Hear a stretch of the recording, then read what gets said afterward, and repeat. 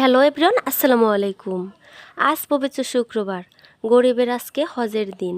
যাদের হজ করার সামর্থ্য নেই, এই জুমার দিনই হচ্ছে তাদের হজের দিন। আজ পবিত্র শুক্রবার, সবাইকে জানাই জুম্মা মোবারক। আজকে সারাদিন বাইরে প্রচুর বৃষ্টি। এই বৃষ্টিতে আমি মাটির চুলায় রান্না করে নিয়ে আসলাম। বৃষ্টি কার না ভালো লাগে, তবে অতিরিক্ত বৃষ্টি আবার ভোগান্তির কারণ হয়ে দাঁড়ায়, সেজন্য বৃষ্টি ভালোও লাগে না। বাইরে প্রচুর বৃষ্টি হচ্ছে, আর এদিকে আমি মাটির চুলায় রান্না বসিয়ে দিয়েছি। বৃষ্টির কারণে চারপাশটা অন্ধকার হয়ে আসছে, সেজন্য আমার ভিডিওটিও ভালো ক্লিয়ার আসতেছে না। কড়াইয়ে আমি সব মশলা ভালোভাবে কষিয়ে নেওয়ার পর আমি গরু মাংস দিয়ে দিলাম। গরু মাংসটা দেওয়ার পর আমি ভালোভাবে নেড়ে চেড়ে কষিয়ে নিব।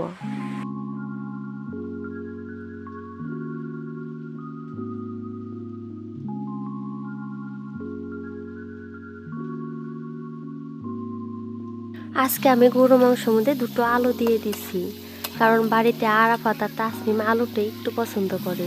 আলুটা দেওয়ার পরেও আমি অনেক ভালোভাবে কষিয়ে নিছি আলু আর গরু মাংস।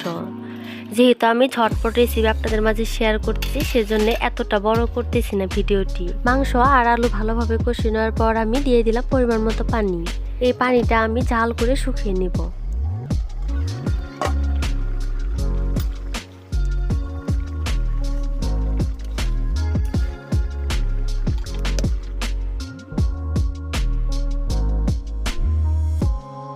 রান্নাটা শেষের আগ দিয়ে আমি দিয়ে দিলাম 1.5 চামচ পরিমাণ গরু মাংসের মশলা।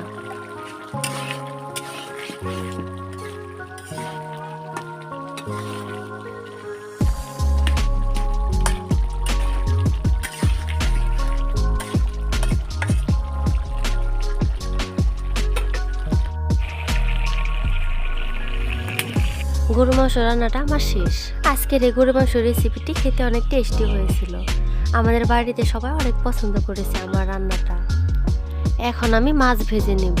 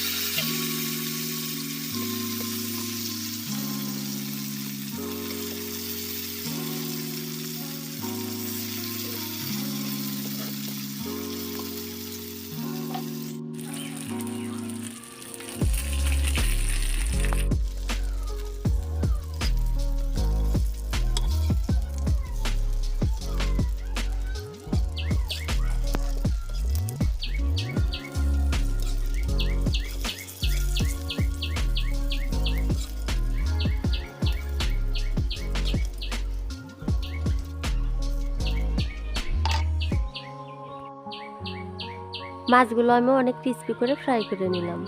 আজকে আমি সব রান্নাই কিন্তু মাটির চুলায় করতেছি।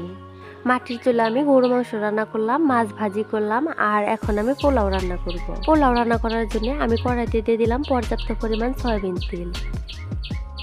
তেল গরম হওয়ার পর আমি এর মধ্যে দিয়ে দিলাম কয়েকটি সাদা এলাচ।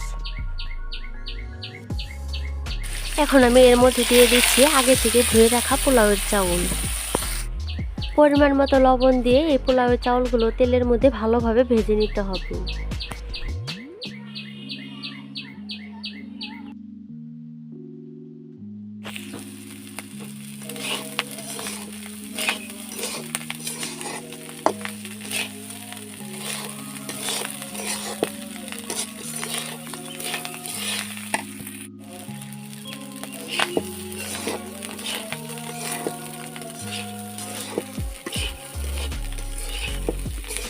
পোলাওয়ের চাউলগুলো তেলের মধ্যে ভালোভাবে ভেজে নেওয়ার পর আমি এখন দিয়ে দিলাম কুসুম গরম পানি।